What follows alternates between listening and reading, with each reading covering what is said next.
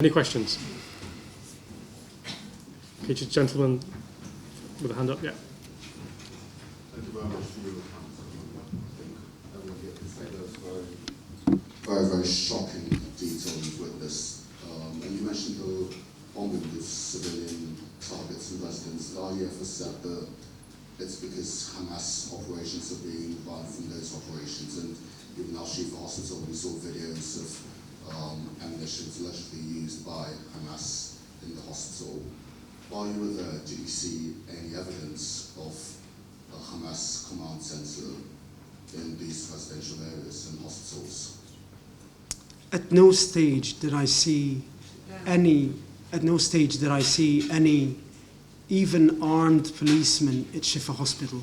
Even the security men at Shifa, who were there to try to kind of just police the number of relatives trying to get all into the emergency departments, try to kind of police them and keep the ambulance lanes open. They had truncheons. We had, at no stage did I see any men of fighting age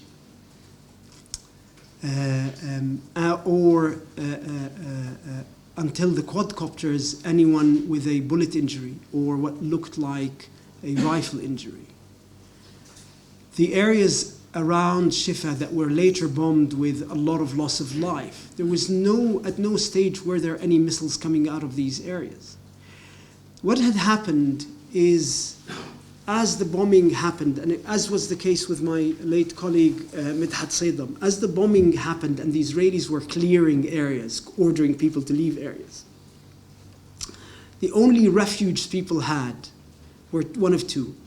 You could either go to a relative's house and you try to go to the closest relatives, siblings, parents, grandparents. And that's why when the Israelis would level one of these buildings, you have multi-generational wipeout. You know, the grandparents are dead, the parents are dead, and their kids are dead. Or by the end, 50,000 internally displaced were seeking refuge inside Shifa Hospital in horrendous conditions. I mean, you know, very little, it was a public health catastrophe waiting to happen. Very little access to water and sanitation, and Shifa would just looked more and more like an internally displaced shanty town than a functioning hospital. And certainly it was difficult to even move patients within the compound of Shifa. There are that many internally displaced patients. I had been working in Shifa on and off at every war in 2009. And actually in 2014, we were informed by ICRC that the Israelis had threatened to bomb Shifa. And we had decided then for the first time that we were going to stay at Shifa during the 2014 wars. And at no stage, and even when I had to go down to the infamous radiology department with the CT scans and the MRI scans, and I had never seen any indication that there was something other than your typical, barely functioning third world governmental hospital. Thank you. Any other questions? Gentleman in the green shirt. Lois Howard from New Arab. First of all, Yatik al-Afi. Second of all, only recently we've begun hearing statements from Western leaders condemning Israel and telling Israel to minimize the civilian death toll in Gaza. To what extent do you think the UK is actually serious, or British authorities are actually serious about looking into possible war crimes in the Gaza Strip? To what extent do you think Scotland Yard is actually willing on cooperating with you, you know, in regards to what Israel has been doing in the Gaza Strip? Thank you. Thanks very much. I think it's just important to restate that international humanitarian law, the Rome Statute, is something that the United Kingdom subscribed to, helped create, and I think the position that the ICJP are taking at the moment is that Scotland Yard should live up to its responsibility. I expect them to live up to their responsibility, in fact. I don't think that the effort that my investigative team and witnesses like Professor Ghassan are making is futile. And I think the best way to sort of outline whether or not I think it's real and possible for people on the Israeli side that have committed or allegedly committed war crimes to be prosecuted, is to just go back to 2009, where I was one of the lawyers that obtained an arrest warrant for Zippy Livni in a British court for her alleged participation in a war crime in relation to civilians in Gaza during Operation Cast Lead. A British court looked at the evidence we presented and issued a arrest warrant for her. That was a very real, proper application and a proper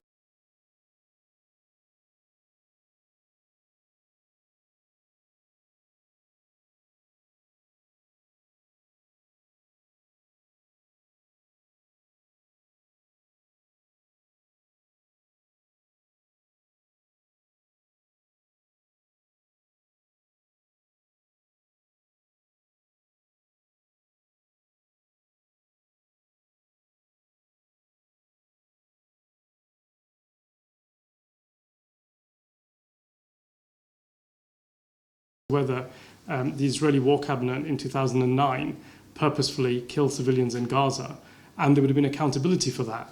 And that might mean that the way that Israel is operating at the moment may well have been very different. So I would urge political actors in the United Kingdom to sort of stay out of the legal process and allow investigators both at the ICC and at Scotland Yard to do their job, a job that they're obliged to do, which is to investigate these allegations. Gentleman there with the blue jacket. Thanks, John Sparks, Sky News. Israelis, spokespeople, military, governmental, have repeatedly said they don't target civilians. They've repeatedly said that the war is against Hamas, not the civilians of Gaza. How do you respond to that? 1 in 200 people in Gaza have been killed in 40 days. More children, according to Save the Children, have been killed in Gaza in 40 days than had been killed globally on an annual basis.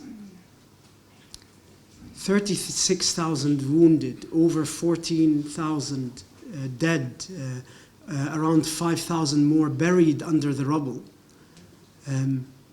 Statistically, it appears that the numbers tell a different story, in that these are homes that, when you take out 40-50% of Gaza's homes, these are homes that you can't possibly have military targets in all of these homes. It would be bizarre that all of these homes and all of these families and all of these dead kids were sitting in military installations. Any other questions? Okay, just in the front. Another one from Al Jazeera. Dr. Ghassan, you were one of the witnesses for what happened in Al Ahli Hospital on the 17th of October. This is one of the largest scale massacres in that hospital.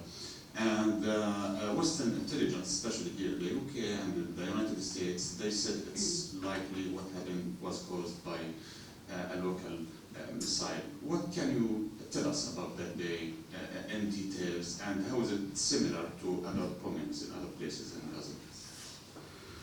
So I can tell you, both as a witness and as someone who's been doing this both academically and professionally for over 30 years. In the history of Palestinian manufactured weapons, none of them have ever killed 480. The pattern of injuries, the absence of dirt in the wounds, the serrated edges of the wounds, the guillotine amputations, the fact that the majority of the wounded were hit by the casing of the metal casing of missiles rather than other debris. The fact that there was no smell of fuel. I mean, the idea is that this is a missile that the Palestinians fired and landed, and it killed all these people because it was full of fuel. There was no smell of fuel. When I went back to Al Ahli to work there, There was nothing on the ground. You'd think that a missile that was destined for Tel Aviv, Sderot, would be full of fuel when it landed in Gaza a few minutes after being launched. There was nothing on the ground that would suggest fuel on the ground. The fact that the Israeli army said that they wanted to bomb the hospital, the fact that the Palestinian health system seems to have been the main military objective of this war, the attempt to create a catastrophe that would ethnically cleanse Gaza, not just during the bombing, but would remain in Gaza after the end of the bombs, as to make Gaza an unlivable, uninhabitable place. All of these make me think that it doesn't make sense. They said they wanted to do it. And the other thing, and this is, and I've often thought, why was it Al-Ahli Hospital? And if you had to think of any hospital in Gaza, Al-Ahli Hospital would be the one that you'd think they'd leave alone. It used to be called the English Hospital. It's run by the Council of Churches. It has very strong links with Canterbury. It really is an internationally connected hospital. Once the Israelis committed that atrocity as a litmus test for what they had planned to do to the rest of the health system, after that we saw 4 pediatric hospitals, 4 children's hospitals taken out in sequence. So Nasser was bombed, then surrounded by tanks. Rantisi was hit. Muhammad al-Durra was hit. They took out the pediatric hospitals. They took out the cancer hospital when the ground invasion happened. They have repeatedly bombed the Indonesian hospital, then eventually bombed Al-Auda hospital. So there's a pattern in which the aim of this war was to turn Gaza into an uninhabitable death world. So that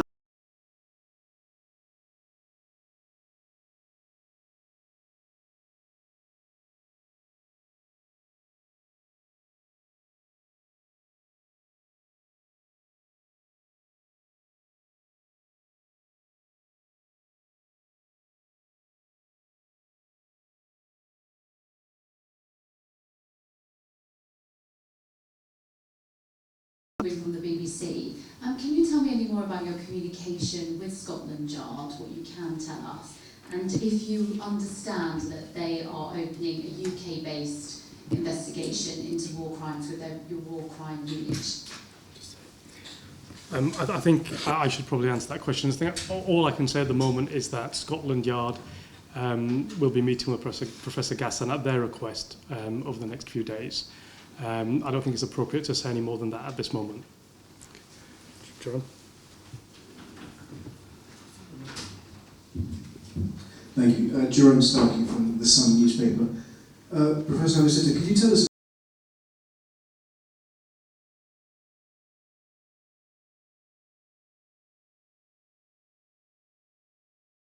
describe those procedures to us? So early on in the conflict, in order to kind of see the disproportionality, the whole of the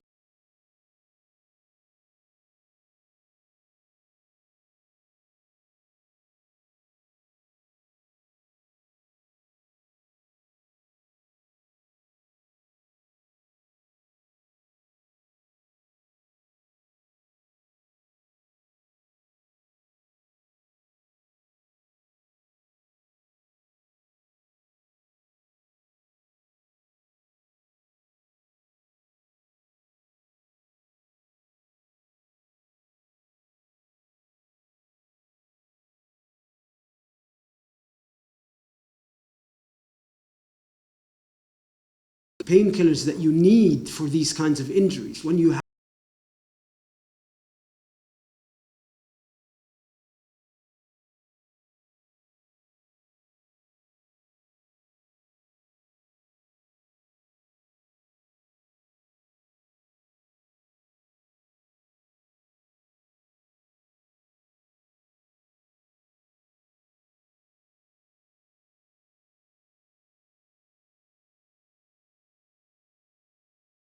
is a kind of old war surgery that now has become a veterinary drug to do procedures outside the operating room. And these procedures were an attempt to stabilize wounds that should be operated on, but we didn't have the possibility to operate on them. And so when they would start to smell, and we had several patients who had fly larvae in their wounds. I had kids with worms coming out of the external fixators. I had a man with a high above elbow amputation that when I took out the wounds, it was just full of white larvae. And so in order to try to kind of overcome that, you had to accept that you did these changes of dressings on excruciatingly painful wounds. Firmly denied that they didn't use white phosphorus. Could you expand a little bit on what you mentioned at the beginning there about your experience with what you thought were white phosphorus burns? So in 2009, the Israelis widely used phosphorus. There's lots of pictures of, and these were newly then developed, where the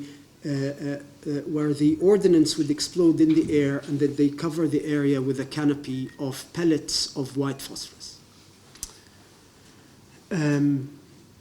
And towards once the land invasion happened, we started getting patients initially from the north, from a council estate called Al Karama, and then later on when the Israeli tanks reached Al Shati camp, the beach camp in Gaza, from beach camp. And they're, I mean, if you've seen it once, you'll know what it is. These patients are like Swiss cheese with black burns, and if you cut the, and what your job as a surgeon is to cut the burn tissue, and it literally cores into, and then only stops at the point where it no longer has access to oxygen. And so you have to take out whatever's left of the resin, because the resin allows the phosphorus, once exposed, to reignite. And it was initially a 13-year-old boy with his father. His father's burned, his chest was burnt right into the ribs, and at the base of that burn were his ribs. And the kid, his back, as he was running away, he got showered with the pellets of phosphorus. His back was just full of these pellets.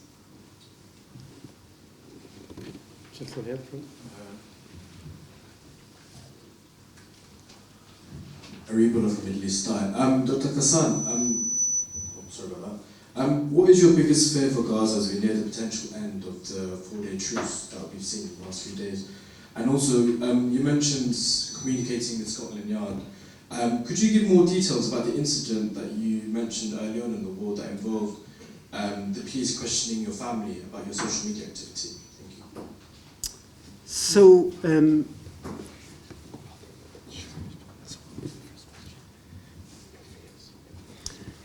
my fears is that after what the Israelis failed to achieve in the war, they want to achieve in the ceasefire. That the blockade of Gaza will be used to drive whoever has survived and has stayed on in Gaza by preventing the rebuilding of people's homes and keeping them in shelters, by preventing the admission of medical teams or the exit of the over 37,000 wounded outside Gaza for treatment, as a mechanism by which the stated aim of this war, which is to empty Gaza, and as the Israeli minister said, to send them all to the west, and another one wanted to send them to Sinai Desert, continues. And that for me, that's the obsession, because they have created, so there was an evening in which all they did was go around bombing the solar panels in health institutions.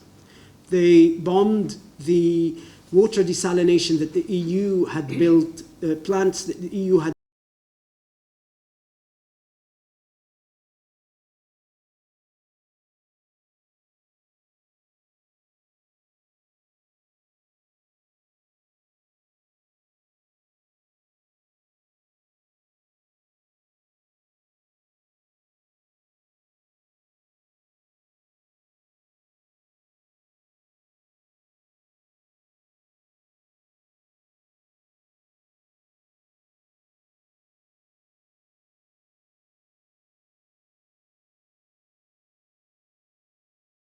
on their own. And we will have what the Israelis want, which is another 1948. This is sorry. To life again with your family, and what's the process of recovering from something like this? You know, it's the process is very, very difficult. There's an overwhelming sense of guilt towards those that you've left behind. And a sense of purpose that these people, first and foremost, my patients have to get the treatment that I could not provide to them, and the justice that is that they deserve. And so the busier you are trying to make a difference to what I just alluded to with regards to what is awaiting people in Gaza, the more at ease I find myself. But it's still difficult, especially when the ceasefire happened and I discovered one of the loveliest nurses at the burns unit was dead. And then the 3 doctors at Lauda, I knew 2 of them when they were killed. So it's a difficult process to especially that you know. Hostages being taken on October the 7th, photos of a cache of weapons and footage of tunnels underneath the hospital, they claim. What is your response to that evidence, and does it tally with anything you've seen? And secondly, while you were working at the hospital, were you ever told that there were parts of the hospital that you could not visit, or did you ever implicitly understand that you could not visit parts of the hospital? So I think the whole story of Shifa, you as journalists would have been taken on a guided tour of these tunnels if they did exist. There were embedded journalists, CNN journalists with the Israeli ground forces. Yet none of them were taken on rounds in tunnels in any of the wars, including this war. And as things were falling apart, basic things like trying to kind of get the CT for a patient reported became impossible. And so I would go down to the radiology department unescorted. And I never was told that there are areas off limit. And I went to the MRI, of course, with war injuries because there's so much and this is why the Israeli story with the MRI machine is so moronically ludicrous, is that with war injuries you never do MRIs because you cannot have metal close to the MRI machine, let alone a magazine, as they showed in their video. As for the CCTV, the hospital is full of CCTVs, yet, and on the 7th there were CCTVs, but the Israelis discovered that someone had taped the CCTVs. So they had the CCTVs on the day they shouldn't be having the CCTV, but they had it when the Israelis came in. I go back to the point that having seen this massacre unfold, the creation of an uninhabitable Gaza Strip was the aim, and the destruction of all the components of modern life at which the health system lies was the main military objective. If Shifa, if you take the Israeli story at face point, so why did they damage and destroy the 4 pediatric hospitals? Why were they bombing continuously the Indonesian hospital? Why did they bomb Al Hawda Hospital? Why did they bomb Al Ahli Hospital? Why did they bomb the cancer hospital? Why did they target ambulances on a regular basis? I mean, the small picture, at the best of times, it barely functioned. In the remains of the health system, in terms of aid and supplies coming in, I mean, what do you assess to be the current situation for patients and medical staff? Although there's been an increase in the number of trucks that had been allowed in, and the WHO managed to get some trucks up north to the hospitals, I understand, that Al-Ahli received a World Food Programme truck for the over 500 wounded at Al-Ahli at the moment. And WHO has been trying to kind of send medication. The amount doesn't come close to dealing with the problem, and whatever was delivered is probably be consumed within a week of any resumption in hostilities. Let alone the backlog of wounded. I mean, at Al-Ahli we had 2 operating rooms, and we had over 500 wounded. I mean, these 2 operating rooms could manage around 20 to 25 cases a day. The long answer is you need to understand the staff, their families were at danger while we were working. In addition to the doctor who was killed, several of them had cousins and nephews brought in injured while we were at work. All of them lost their homes. All of the doctors that I was with lost their homes. They brought their families to live with us in the offices at Shifa to keep them out of harm's way. The overwhelming carnage meant that the discussion was either about finding food for the families, finding water for their families, about whose family has been killed and whose family has had to seek refuge somewhere else.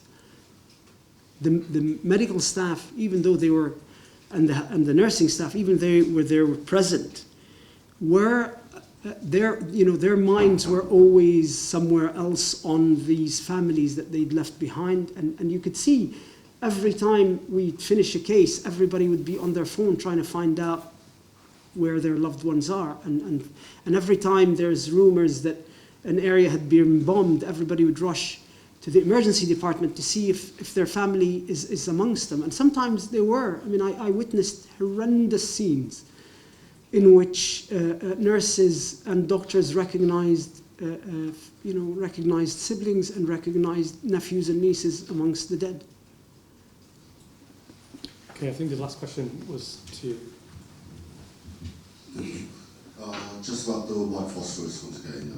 You mentioned it can be used as a smoke screen for a ground invasion. No, never is. Did you ever see... And the land invasion started in the north.